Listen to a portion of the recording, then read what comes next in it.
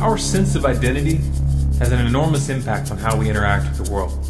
Whether consciously or subconsciously, we act and react based on who we think we are. And like it or not, our sense of individual identity is highly influenced by group identities. A low-level example of this principle can be found in the way that we respond to insults and humor. For instance, if you think of yourself as a Christian, a joke about Jesus may enrage you. If you define yourself as an atheist, the same joke might make you laugh to the point of tears. The same principle applies to political satire and insults. The difference in reaction is a consequence of group psychology. Humans came into existence as a pack animal, and for the first 190,000 years of human history, the chain of identity for human groups was based on natural relationships. The individual was part of a nuclear family, which was part of an extended family, which was part of a tribe. This could be further extended to the level of the human species and life itself, and many tribes did conceive of non-human life forms as distant relatives. Though many tend to think of ancient humans as primitive, their concept of identity was more tied to a concrete reality than our own in most cases. It was tied to a genetic reality.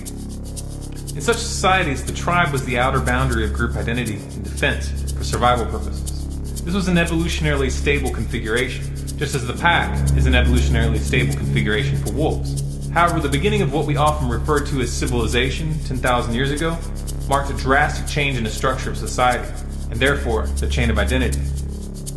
The birth of civilization was in fact the birth of the state.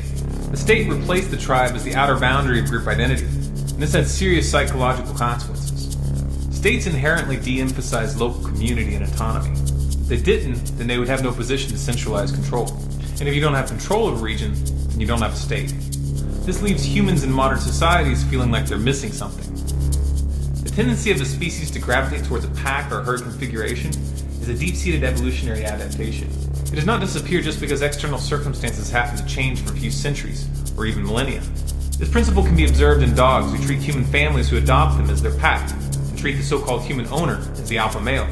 Thousands of years of captivity have not altered this behavioral pattern. In humans, this effect is just as pronounced. However, it's largely ignored because civilization is almost never considered as a variable when studying human psychology. Humans still instinctually seek a tribe, but since this is no longer available in its natural form, they create replacements. Examples of such replacements are religions, political affiliations, sports teams, and gangs. These groups fill the role of the tribe psychologically, and as a result they become part of the individual identity of the members.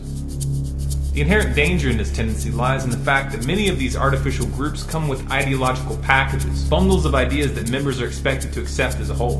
Accepting the group identity, therefore, means accepting an ideological identity. And in its advanced forms, individuals become incapable of distinguishing their beliefs from their sense of self. Self-identification with an ideology, by definition, places us at odds with reality.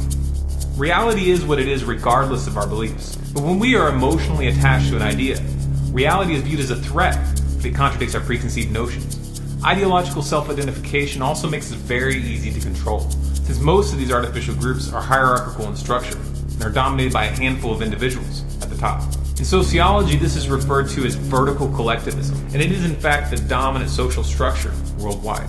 Powerful leaders take advantage of this condition by redefining the group identity. In modern times, we see this in the left-right paradigm, which is in fact an example of two artificial group identities which have been cultivated in order to divide the population.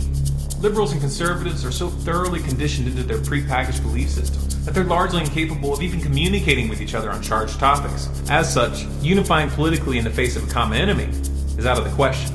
Of course, even saying this will provoke defensive reactions. Neither liberals or conservatives like the idea that their identities have been intentionally manipulated, or that their ideological framework is more a result of group psychology than of facts or logic.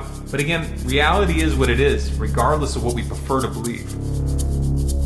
Some will try to break this down into a debate between collectivism and individualism, but this is really a false dichotomy. Never in human history have humans operated in nature as individuals, nor is it likely that they ever will. Pure individualism is therefore an illusion. We are always defined by our relationship to the group.